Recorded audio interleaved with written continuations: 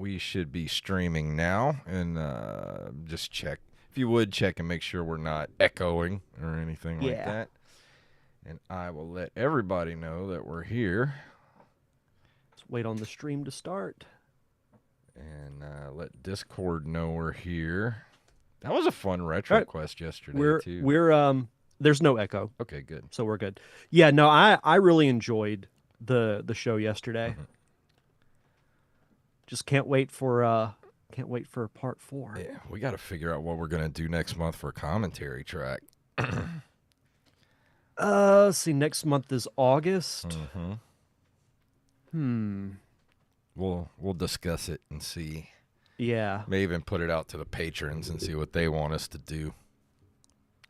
We don't have to do it in August, but you know what would be a cool thing to do is if we can find maybe like a Saturday night's main event or some kind of wrestling show that's a little on the shorter side. Like a full pay-per-view would be like 3 hours. Why don't let's see if Joey can put on the Plex the episode of Saturday Night Main Event where the Mega Powers imploded.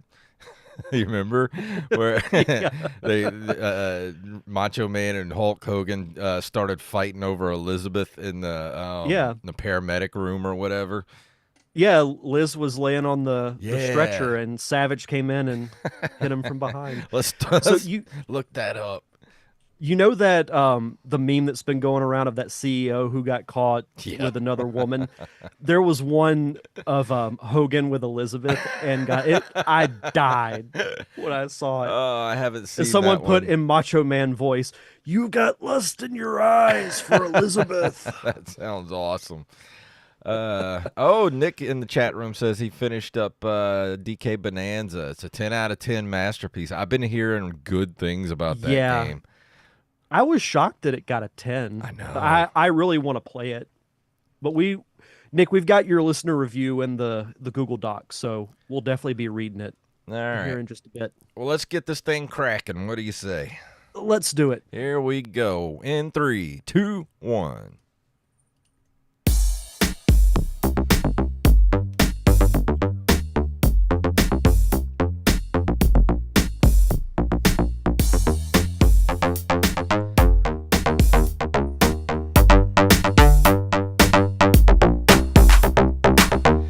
Greetings, programs. My name is Jason Robbins.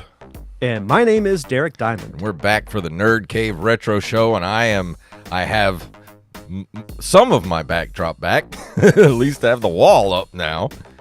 Yeah, you're not coming to us from an undisclosed location located just outside of Parts Unknown anymore. I don't have any accoutrements set up right now, but at least the brick wall is back. It's back behind me now. Yeah, it's like we've said, moving is a process. Yeah. There'll be stuff that will probably be in boxes a year or two from now. Yeah. And you'll be like, oh, wow, I haven't even unpacked this yet. So we're still I just totally get it. It'll be random stuff we need. We're like, where is this at? And then we got to go through the 10 boxes that are left. I'll be like, where's this certain thing that we need? But no, it's looking good. Oh, I know I need some posters back here, Nick. I was going to put some up, but I was like, you know what? I'm just going to put the backdrop up for now so I don't just have plain white wall behind me. So at least we're getting there. We're getting there. Yeah. Yeah, it's better than nothing. How was your week? I didn't really get to play a whole lot. I played some Resident Evil 4. Of course, I'm trying to get the 2 million pesitas so I can get the infinite rocket launcher. And, of course, I played some R.B.I. baseball. I played a little bit more backyard baseball. I'm kind of going off of last week's review. I did start playing Terranigma, which is an RPG for the Super Nintendo. That's it's basically like a spiritual sequel to Illusion of Gaia, which is one of my favorite Super Nintendo games of all time. Yeah. And I'm going to be reviewing that finally next week. So cool. I'm really liking it so far. It feels a lot like Illusion of Gaia, so it's been kind of easy for me to pick up on. Yeah. So that's mostly what I've been playing. I got my copy of Lethal Weapon that I won on the auction last week. And over the weekend, I found a copy of The Warriors for on PS2, the Rockstar game for the 1979 classic The Warriors that they made back in like 2005, and I can't wait to play that. I forgot that Rockstar made that Yeah, game. it was. I found it for $5 the other day, Wow. and you can't get it for less than like 60 on eBay. So I was like, well, I'm just gonna have to get it one day when I run across it. And of course, I just ran across it. There it was. The Warriors said $5 on it. I was like, sold. I'll take it. Did you hear it calling out to you saying "Come out to Yes, play"? because I was listening to a podcast the other day and they were talking about the Warriors. Like they were doing a review of the Warriors. I was like, and they were talking about the video game. I was like, man, I've never played that video game. So I looked it up and I was like, yeah, it's a little too expensive for me right now. And then just randomly just ran across it at the flea market. Yeah, and when you find deals like that, it's almost like a no-brainer. Like you gotta like you're never gonna find it for that cheap again. Yeah. So you Oh gotta pull no. the trigger on it. Oh, and Nick in the chat room said for Resident Evil 4, if I get S rankings in Merc mode, I get the hand cannon with infinite ammo. Whew. I'm never going to stop playing that. I'm going to be like Joey Image with Days Gone with Resident Evil 4. I'm about to start my fourth playthrough here pretty soon. Yeah, that's pretty wild. I'm trying to think. I don't know what would be my Days Gone or Resident Evil 4. I don't know why I'm so obsessed with that game. Maybe Link to the Past. Yeah, I don't know. I'd say that. I mean, how many times have you beaten Link to the Past? A lot. That's well when Link to the Past was released for Game Boy Advance back in the day, once I got it, I would play through it once a year, and I did that for like 5 or 6 years. And then I just recently did a playthrough and beat it in 2 days. So yeah, I would say that's probably my Days Gone. Yeah, Nick says his is Donkey Kong Country 2. Ooh, that's a good one.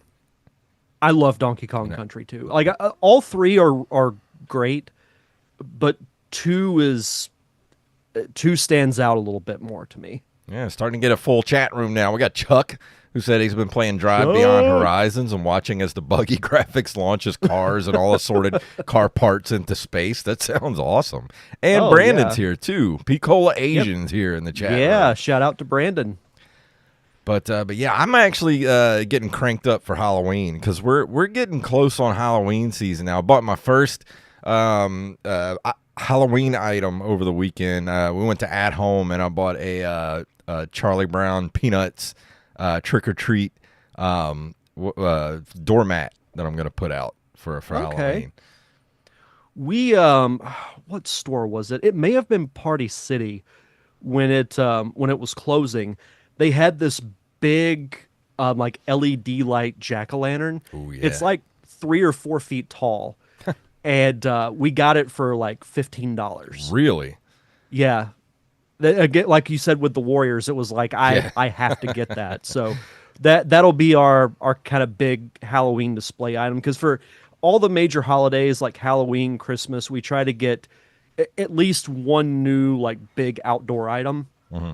So that's our Halloween one. But I'll once everything's set up, I'll take a picture and share it in the Discord. See, that's what we were looking at over the weekend. We're trying to find one big item for outside, and we've been looking at this giant, like 15-foot Grim Reaper at home, and we were like, we should get that. That's pretty cool. Oh, absolutely. Brandon says the Dollar General by his house has already started putting Halloween candy on the shelves. Dude, At Home, like Michael's, everybody's putting out the Halloween stuff now. So I'm entering my comfort zone for the year now. We're trying to will cooler weather into existence. Oh my God, dude, it was 107 today. I believe it. 107. I walked out of my office today, like walking. Because I have to walk a block to the parking lot where I park at work. I gagged on the humidity. It was so bad. I can't stand it. And I know there are people in like in Phoenix that are like 107's like fall weather, but yeah, you guys get a dry heat out there. We're like 97 degrees, but with like 75% humidity. The heat index is like 110. Yeah. And it's like you're breathing. It's like you're wrapping yourself in a steamy wool blanket and just sitting outside. That's why I've been putting off mowing my lawn because Yeah. it's gonna suck. Yeah. Oh well, but that's what we get for living on the Gulf Coast. Yeah. But anyway, Down here in the South. yeah. But it is time to hit the news. Unless there's anything else you want to talk about before we go No, into the news. I'm so excited to talk about this first story. I've been All right. sitting on it for like a week. Here we go. It's time for the news.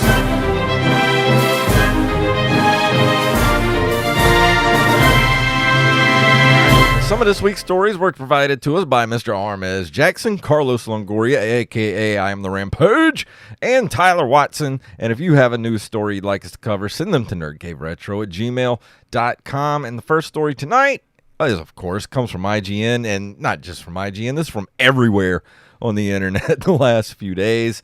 Nintendo confirms actors set to play Link and Zelda in live-action The Legend of Zelda film. Zelda will be played by Bo Bragason and Link by Benjamin Evan Ainsworth. Casting was announced on social media by Nintendo legend Shigeru Miyamoto, who said he was very much looking forward to seeing the pair in the series' iconic lead roles. This is Miyamoto, wrote Miyamoto.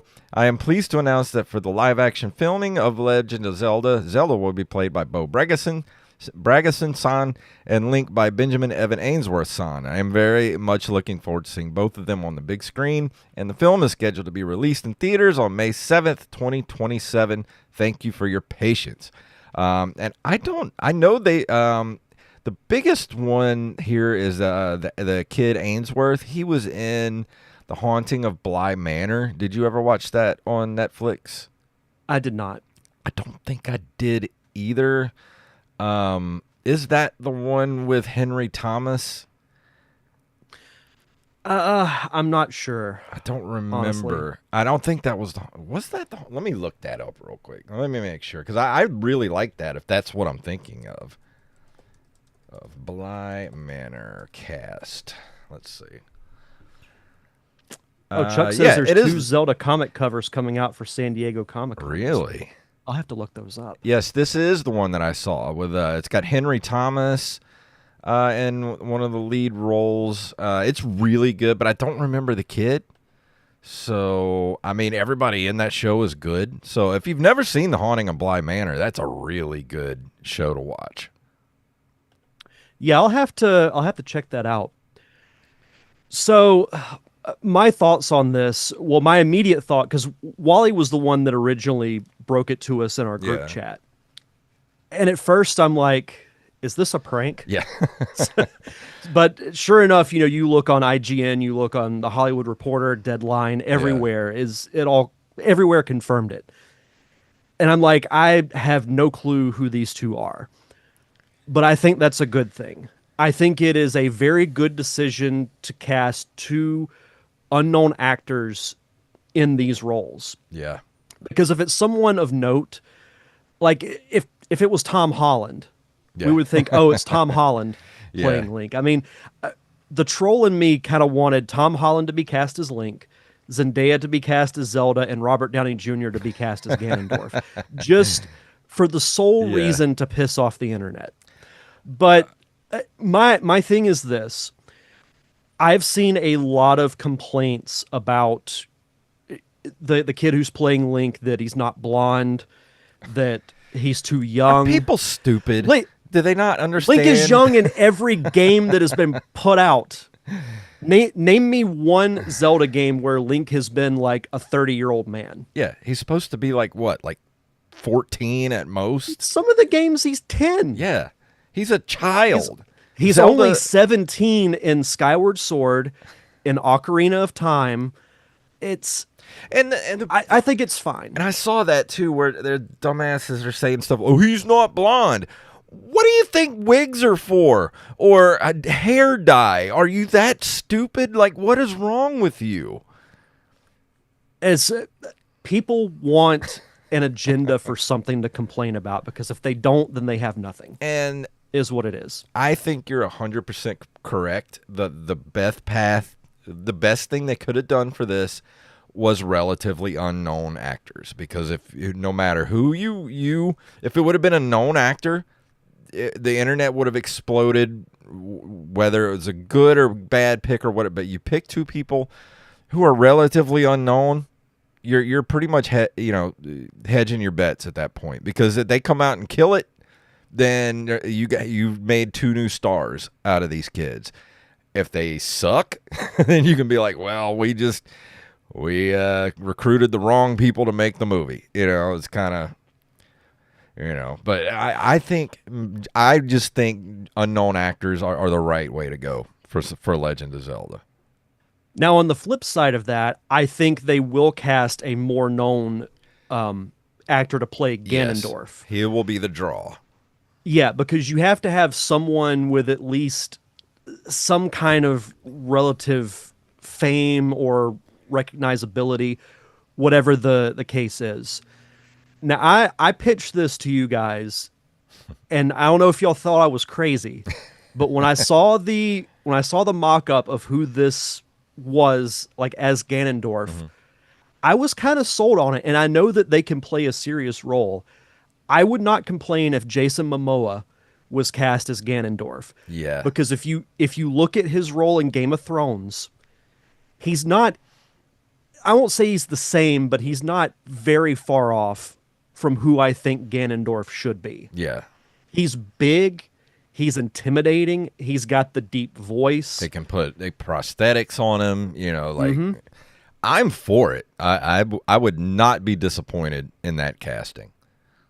Because I think, partially to save money, I think he's going to be Ganondorf. Whoever is going to play that role is going to be Ganondorf the Gerudo for most of the movie. Because I could see it being like an Ocarina of Time, where Link's got him beat, and his desperation is he uses the Triforce to transform into Ganon, and that's where we're going to get the huge Hulk-sized pig monster. So I'm mostly curious about, one, who's going to play Ganondorf and what the story is going to be. Yeah. Because I think, and I was thinking about this earlier, I think what you've got to do is do what Mario and Sonic did. You take elements from one or two of the games around a mostly original story. Yes. Yeah. 100%. I mean, you got to throw in the you gotta have the Triforce. You gotta have the fan service. You gotta have all the things you need to tell a Legend of Zelda story, but make it an original story. Make it something completely different from the games, but take elements from those stories to make something new. I have ideas, but I know we have other stuff to talk about. Like, I could do a whole separate podcast based on what I think the movie should be, but I'm just glad that we're getting somewhere with it. But I'm curious to see how they're going to look as the characters, because some of the articles were saying that this was from the set of the movie. I don't know that it's been announced. I don't even think it started filming yet, because they don't have the prosthetic ears. Yeah. I don't believe that. I feel like we would have heard that it was actually filming. Yeah, I highly doubt that. So I think people just need to kind of cool their jets until more comes out. But next up, from NintendoLife.com, rumor is major third-party devs reportedly sitting on multiple Switch 2 announcements. As you've likely seen by now, there's a new rumor from the latest Nate the Hate podcast, I love that name, by the way, about a Nintendo Direct potentially taking place sometime after the launch of Donkey Kong Bonanza. In the same episode, the YouTuber and podcaster has touched on the subject of future third-party support for the Switch 2, and how, although it might not look like there's much on the way beyond the initial announcements, there are apparently multiple developers holding back reveals, possibly for Nintendo's broadcast.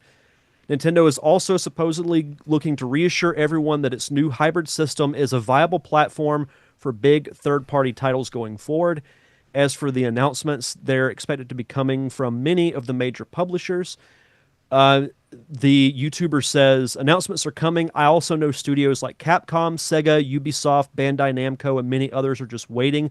They have games they want to announce for the platform, and they have a lot of support for the platform.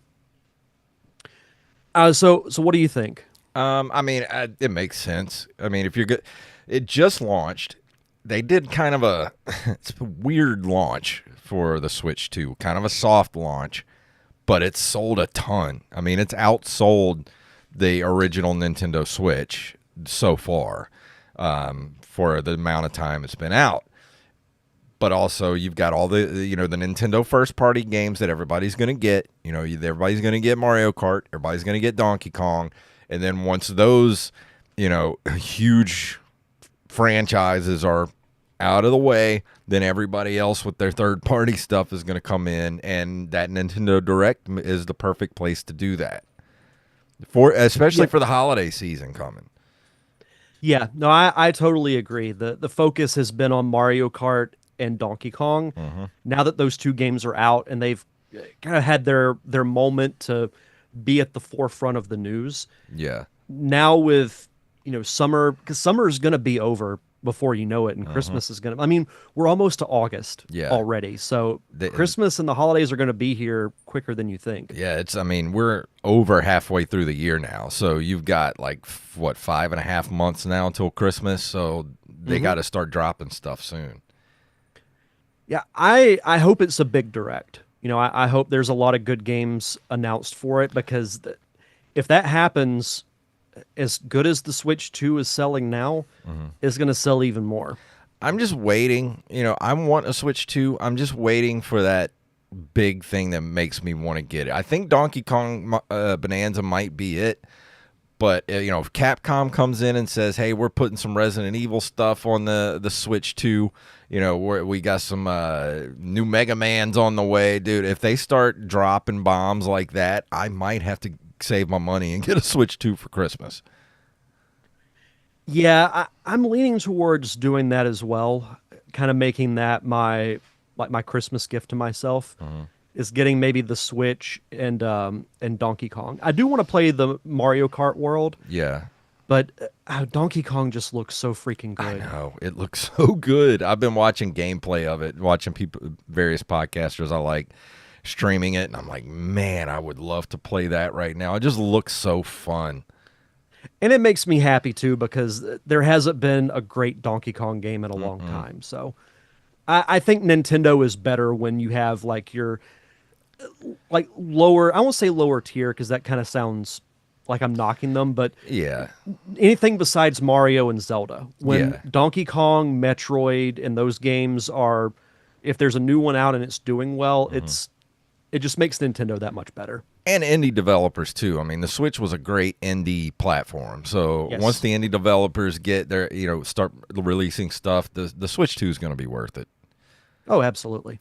This next story is from bleedingcool.com. Dragon Quest 1 and 2 HD 2D, say that 3 times fast, remake announced for October release. Let's see. Square Enix has another retro collection on the way as Dragon Quest 1 and 2 HD 2D remake will arrive on PC and consoles this October. As you might suspect, based on previous remakes from the series, this will be a top-to-bottom reimagining of the title with new graphics, better audio, old-school cutscenes presented in a new light, improved mechanics, and so much more.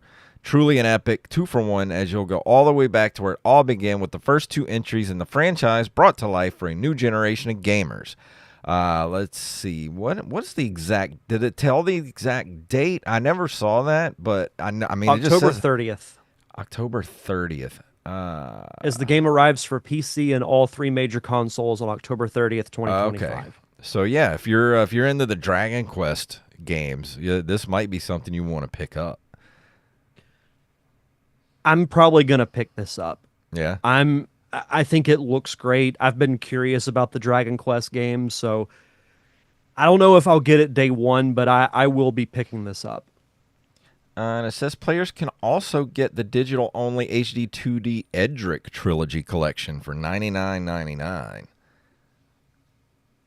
Erdrick, that's an interesting name. Look Let's into that. see. Here it is. Players can continue the sprawling story in these games, while newcomers can experience the entire compilation with the new digital-only Dragon Quest HD 2D Edric Trilogy Collection, which packages together Dragon Quest III HD 2D Remake and Dragon Quest 1 and 2 HD 2D Remake and one definitive set for $99.99. That's actually not a bad price for that. No, no, I don't think so. But no, the trailer looks good. Of course, there's a trailer attached to the article. Hey, kitty. Kitty, kitty. I just the theme dun dun dun He crawled just up popped in my my lap. He wanted to be on camera. From Engadget.com, Analog says its delayed N64 remake console will start shipping next month. U.S. tariffs continue to cause problems and supply issues in the gaming space. The latest to feel the effects is Analog. The company announced today that its Analog 3D, a modern remake of the N64 console, will not start shipping until late August. Analog noted that last week sudden tariffs were the reason for this change. We're absorbing the cost. Your pre-order stays the same. No additional charges, the company said in a post on X. This isn't the first time the highly anticipated Analog 3D has been delayed. It opened for pre-orders in October 2024 and was initially due to ship in the first quarter of 2025. In March, the company pushed the ship date back to July, although its blog post didn't provide a reason for that move. I mean, we've talked about this all year, that the tariffs were going to affect really everything. Yeah. And we see it here. I mean, I don't know if I'm going to pick one of these up, because as I get older, the N64, and it has some great memories for me, Yeah. it's not holding up as well as like the Super Nintendo or the GameCube. Yeah, that's the thing. I'm not as much of a fan of the N64 to go and purchase something like this. I mean, it would be cool to have. I really like that controller that they have for it. I do too. It's set up like a modern controller, but with only the one analog stick. I mean, it'd probably be fun for about an hour, and I'd probably never touch it again. I don't play the N64 that often. I have one, and I barely touch it. Same. I will say good on Analog for saying that they're going to absorb the cost and that they're not increasing the price of the pre-order. Yeah. I know that sucks for them, but I think it shows that they are customer first. Yeah. Which I think is really cool. This last story comes from TimeExtension.com. Konami's first ever arcade basketball title is coming to PS4 and the Switch. The PS4? Konami's, what is this, in 2019? Let's see. Konami's 1984 sports game Super Basketball is coming to Nintendo Switch and PS4 this week as part of Hamster's Arcade Archive series. The game is notably the first basketball title that Konami released in arcades back in the day, and was later followed by titles like Double Dribble, Punk Shot, Run and Gun, and NBA Play-by-Play. It was included in the 2007 Nintendo DS Collection, Konami Arcade Collection, otherwise known as Konami Classic Series Arcade Hits in North America. However, it was rebranded to just basketball in the North American release, despite the game originally appearing in the region's arcades under the original Super Basketball title. The game was released on July 17th and will cost $7.99 across both platforms. So if you're into the old arcade Super Basketball game from Konami, it's only $8. Yeah, that's really not bad. No. It's interesting, I'm looking at the thumbnail from the trailer, and it looks like, you remember in like the 70s or the early 80s when the NBA players wore like the really short shorts. It's what it looks like they're wearing. Yeah, there's some odds. Some of them look like they're wearing just regular like tighty-whitey underwear. Yeah, that one next to the play button with the wearing the black shirt. Yeah, he's got the tighty whities on. Yeah, it's kind of odd. I don't know. I couldn't when it came to sports games, I never really got into basketball. Like I would play football games, baseball, hockey was fun, but I just could never really get into basketball all that much. Nah, Double Dribble's pretty much the only basketball game I ever really played. I didn't really get into any of the NBA Jam or anything like that. So Yeah, basketball's just not my thing. no. Let's see. And I think that's it for That's the news. it for the news. And do we want to skip this month in video game history since we're running a little late? Yeah, I'd say we can save it for next week. Okay, we'll save that for next week. And before we go into the review for tonight, Derek has our Patreon shout-outs.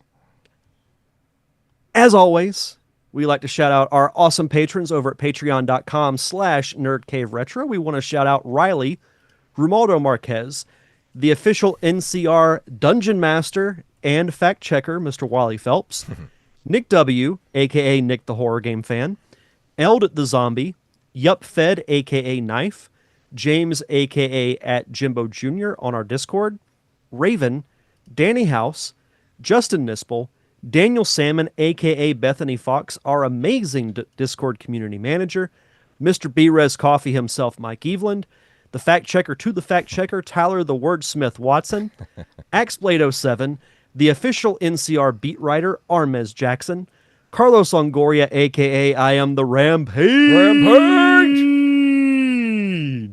Staff Sergeant Sketch, Gus and Penny, Matthew Salmon, Joey, Mary, Kayfabe McGimmick. I can't think of any of the other names that we've called him because there's so many.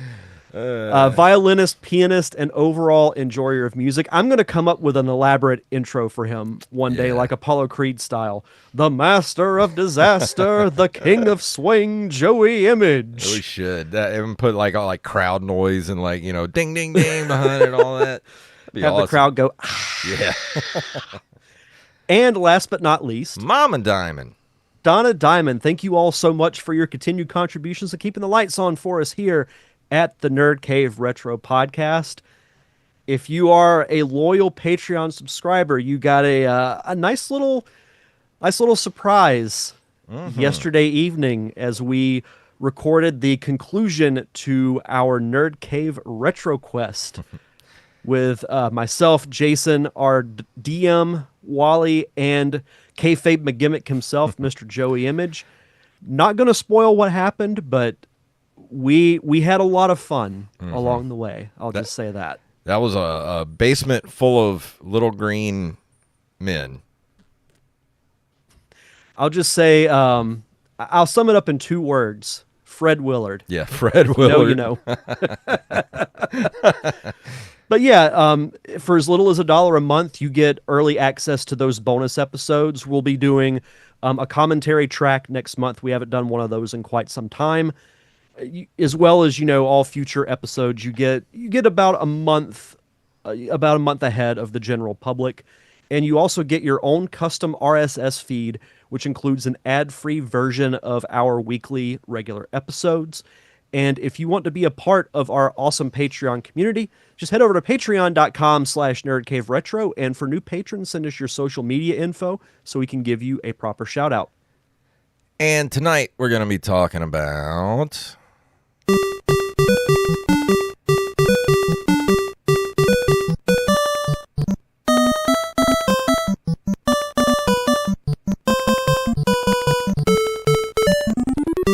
R.B.I. Baseball. Stands for Runs Batted In.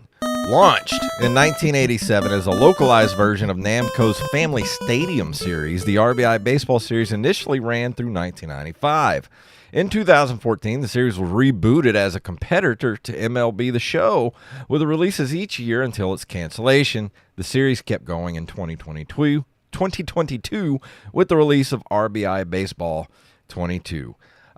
So this game kind of had a rough beginning because it was one of those Tengen games that was the black box illegal version of the game, much like the original Tetris that Tengen had. A lot of people had Gauntlet, that was one of the black cartridge games. But of course, they got it all sorted out with Nintendo, and a later version of RBI Baseball came out, and the regular approved gray cart for RBI Baseball. But the one I played when I was a kid was the black cart version of this game, and I have a lot of nostalgia for this game because I remember when I think I was in fifth grade, and my friend, what was his name? Had a friend of mine that came over and got to stay the whole weekend. His name was Daryl. And he got to stay the whole weekend with me. It was like the first week of summer vacation, I think it was. And he got to come over and stay the whole weekend. And we literally played RBI baseball for like 72 straight hours, just eating nothing but Doritos, pizza, and just all kind of soda pops. And we just played RBI baseball in between, going outside and skateboarding for a little while. But, we'd come back in and start playing again. But this game, it's so simple, yet so fun. Did Daryl bring his other brother Daryl No. to the get-togethers? That's an old TV reference for the younger listeners out there. Yes. So, and Nick go was ahead. asking in the chat room, what's the difference besides the color carts? There was no difference in the game. Just Tenjin. You'll have to look up a documentary about the whole Tenjin thing because they were making the black carts because Nintendo had such a stronghold over the NES carts at the time. If you were going to publish on the NES, you had to use Nintendo's carts, the gray carts, but Tenjin said no and was doing their own carts, and they were breaking contract with Nintendo. So a lot of them were yanked off the shelves. If there's one thing to know about Nintendo, is they're not afraid to lawyer up. Yeah, exactly. So, yeah, so this game was a bit before my time. I knew about it growing up, and then as I got older and got into collecting retro games, I always knew about RBI Baseball. It was kind of the first baseball game that people would bring up. Like the ones that I played growing up was like the Ken Griffey Jr. Super Nintendo baseball game. Played a little bit of MLB The Show. But this is kind of the baseball game that a lot of older gamers go to.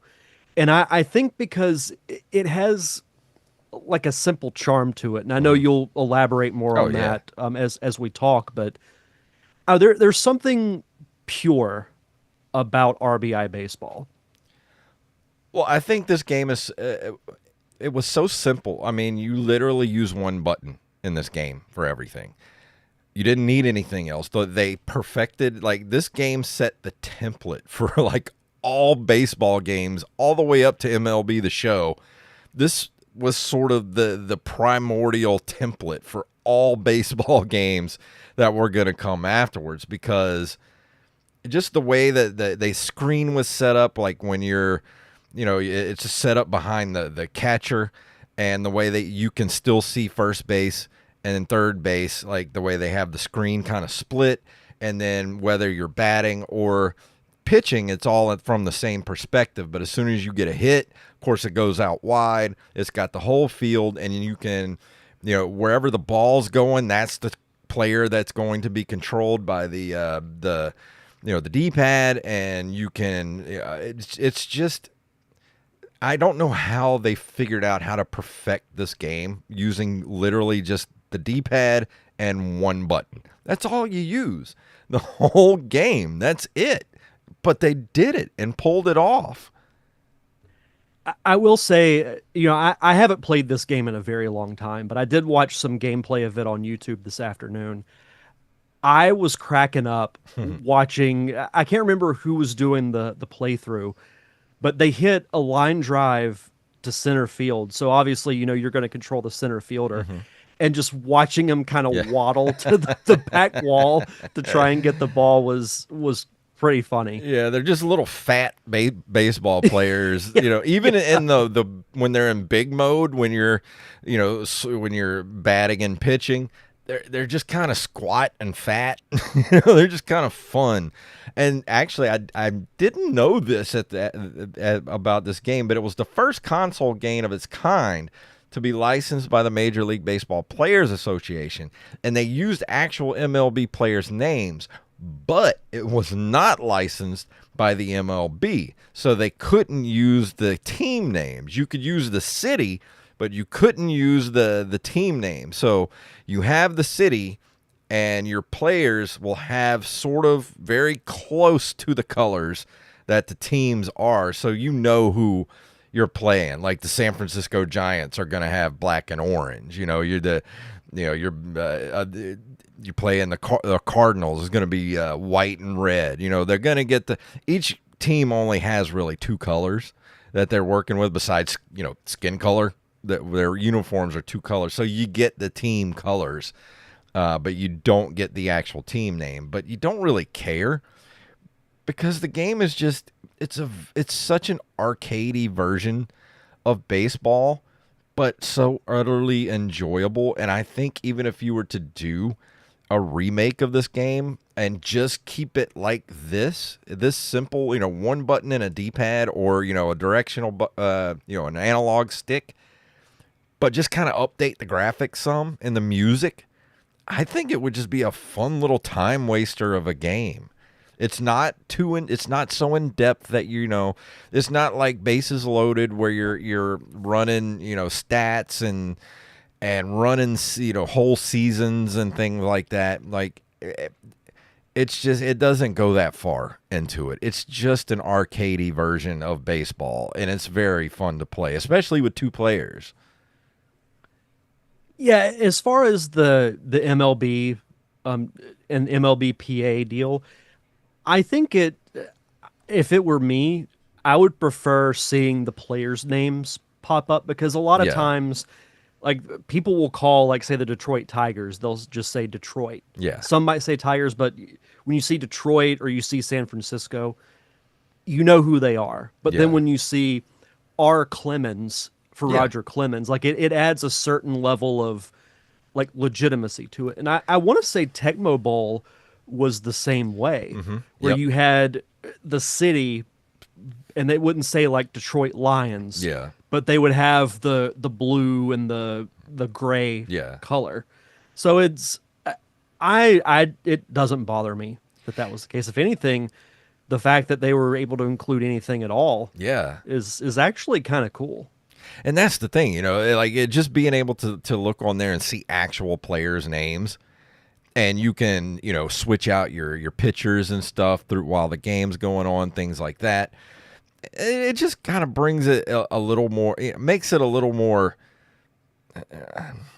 I don't know, like not realistic, but just makes it a little more fun, especially when I was that age and I did follow baseball a lot. And haven't followed baseball in decades. Like, I'm just not a sports person as an adult. But when I was a kid, I loved baseball. I loved football, I loved baseball. I still love hockey as an adult. But when I was a kid, I collected baseball cards and I watched baseball. I hated playing it because I sucked at it. But I liked, watching baseball, and I followed a few teams. So I knew who some of these a lot of these players were at that time. So, being able to play a game with the actual players' names was a cool thing to be able to have. Yeah, and like I said, it also adds some legitimacy to it. Like, you feel like it's almost like a Major League Baseball kind of game. And kind of going off what you said about kind of a modern remake with a similar gameplay style, I know you're not as into them as like maybe I am or other people are, but I could see this being a great mobile game. Oh, yeah, absolutely. Well, that's what I was saying. I mean, they could do an updated version of this game and like put it on the Switch, or any kind of handheld, or like an app on the phone, because all it is just one button. You don't really need to have a complicated control scheme. It's just such a simple little game, but that's the charm of it. It's so simple, but it's so fun. Even though I was losing like 14-2 by the seventh inning, I was like, I don't care. I'm just having fun. Yeah, and that's what these kind of games should be. It's not complicated at all. You can just sit down, and next thing you know, you've spent like 2.5 hours Yeah. playing this kind of game. Like, not, we said this almost ad nauseum, but not every game has to be Legend of Zelda or Mass Effect. You can have just a simple, fun, I don't want to call them time wasters, but just simple, fun games. And I Yeah. think this is a great example of that. And it says here, this is why my game ended in like the seventh inning. It says, unlike Major League Baseball, RBI Baseball implements the mercy rule. If one team is ahead by 10 or more runs after any number of completed innings, the game ends immediately. Uh, if only real baseball were like Yeah, that. no kidding. But yeah, I mean, I only played like a game and a half over the weekend, and I could see this being something I would actually play every once in a while, especially if I had somebody else to play it with, like, you know, a player two, because you can really like mess with somebody. Like, you can control the pitch, like, and make it do all kind of crazy stuff. And that's what I remember. That's what me and my friend were doing, just like doing like the craziest pitches to see if we could hit it. And I don't know, it's just a fun time little game, especially to be as old as it is. I mean, this game's what, almost 40 years old at this point. Mm-hmm.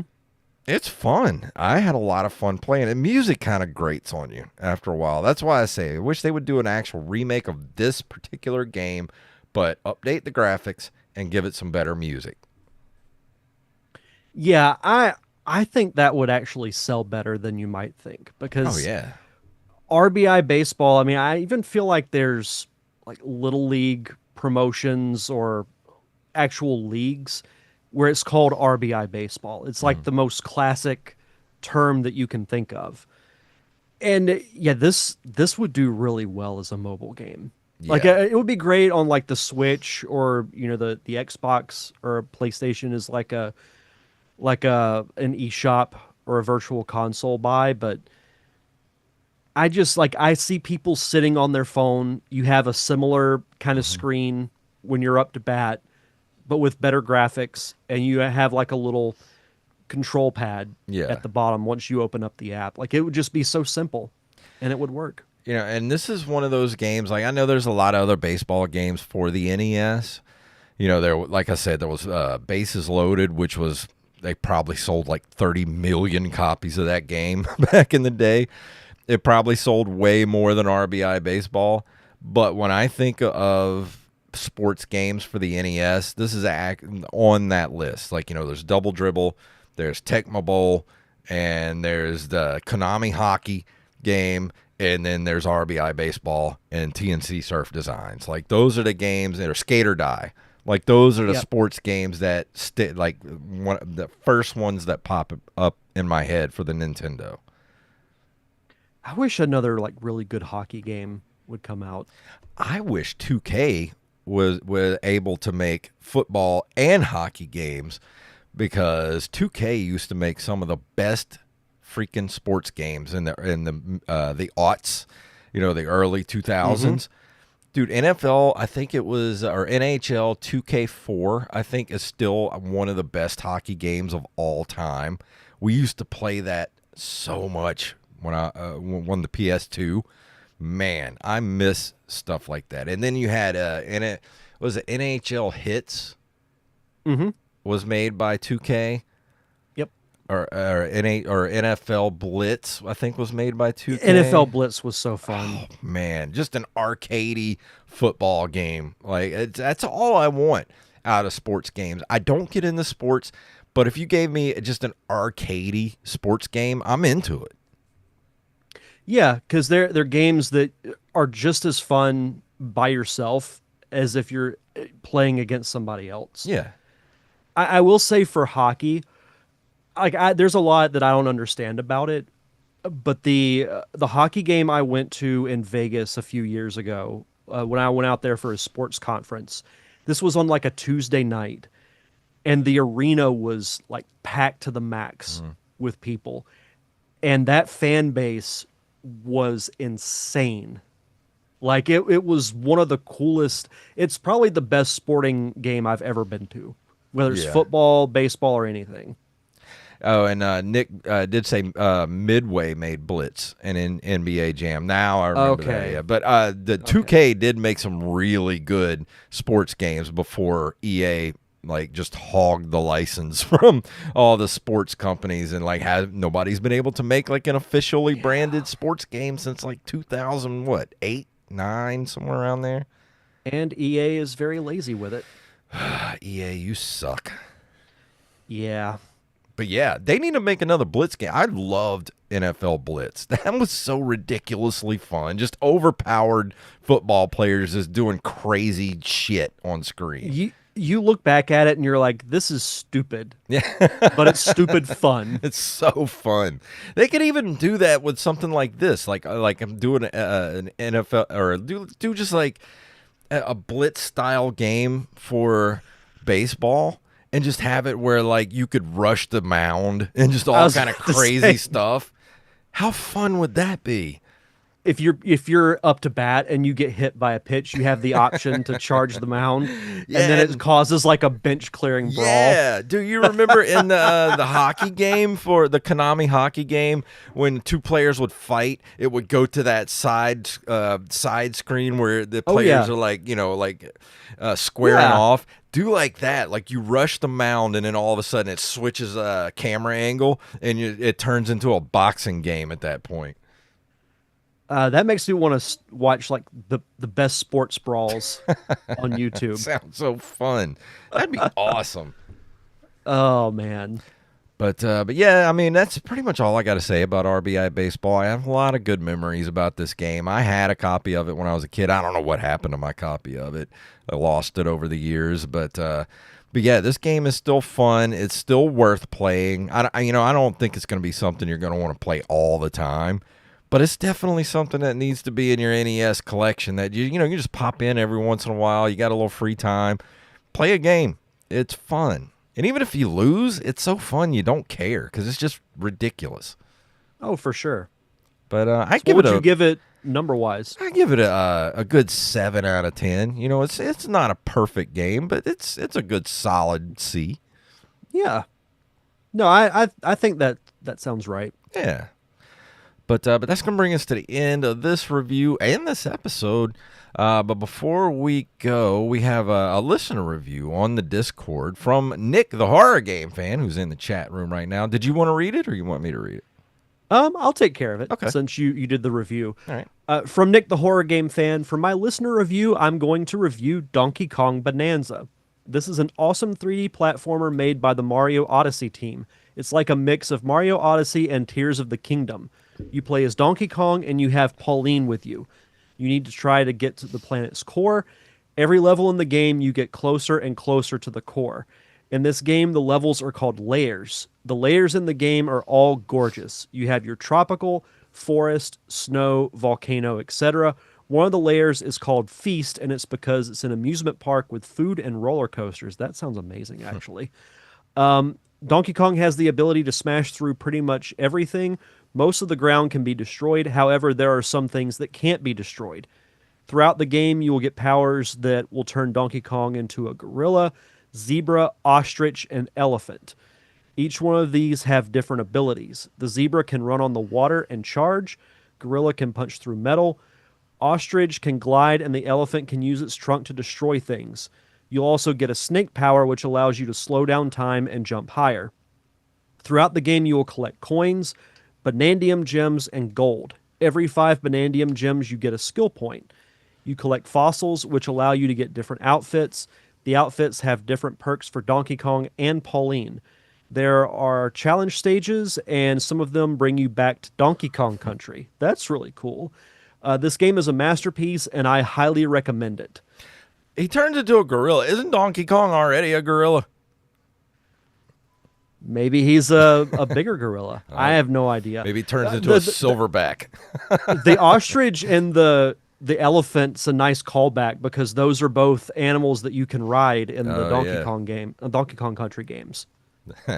I've been watching some gameplay of Donkey Kong Bonanza. It looks so fun. I would love to play that right now. Yeah, me too. Whenever I do get the Switch 2, this is going to be the first game I get for it. Yeah, me too. I think so. Before we go, we do have to say we will be on the Rushmore show coming up on July 31st. It's going to be live on YouTube at 7 p.m. Central, and we're going to be discussing the greatest sleepover games. Ooh. Is it sad that I already have a list of like 10 games to talk about? I talked about one of them tonight, but I might have to do some more. But you can subscribe at youtube.com/@TheRushmore and we will put that link out there into the world before the show, so you guys can go over there and watch us Thursday the 31st. And Derek, what are you doing next week? So I mentioned it at the top of the show, but I'm going to review Terranigma, which is an RPG for the Super Nintendo made by Enix, the same company that made Illusion of Gaia and Soul Blazer. So this is kind of the conclusion to that unofficial trilogy. I've already been playing it. I like it a lot so far, so I'm excited to talk about it. Sounds good to me. And before we go, we're about to head out the door. Derek, do you want to tell everybody what's going on with your neck of the woods? Yeah, so go check out Wired for Sound, which is a short film that I'm producing. We're going to be shooting it in September. It was written and will be directed by my friend Chad Sanders. You can go to facebook.com/wiredforsoundmovie to find out information about the crew, the cast. If you want to donate, we have a GoFundMe. The link to it's in pretty much every post that we've made. So just go to facebook.com/wiredforsoundmovie to find out more about that. And go check out the Open Micers podcast, Open Micers podcast, or at Open Micers podcast on Instagram, Threads, all that good stuff. Me and Mr. Jake Craig every single week telling weird stories, and sometimes we have guests where we talk to like all kind of comedians and all kind of stuff. So go check it out, openmicers.com. And I think that's going to be it. Is that everything before we walk out the door? I think so. Let's get out of here. If you want to email us at nerdcaveretro at email us at nerdcaveretro@gmail.com. That's where you can send us emails. Like, that's where you email stuff. If you want to leave us a voicemail, go to voicecast.app/NCR. You don't have to sign up for anything. You just leave the message there. That's it. And we will play it on the show. Nerdcaveretro.com is our link tree. That takes you everywhere you need to go. All the socials, ways to give us money, the Patreon, and of course the merch shop, where you can go to ncrmerch.com, and we have all kind of designs for t-shirts, hats, magnets, bags, mugs, whatever your nerdy heart desires. And if you can't do that, I understand. Times are tough. Leave us a review and or a 5-star rating on all podcasting platforms. So Derek, please tell them what it's all about. May the way of the hero lead to the Triforce. Yes.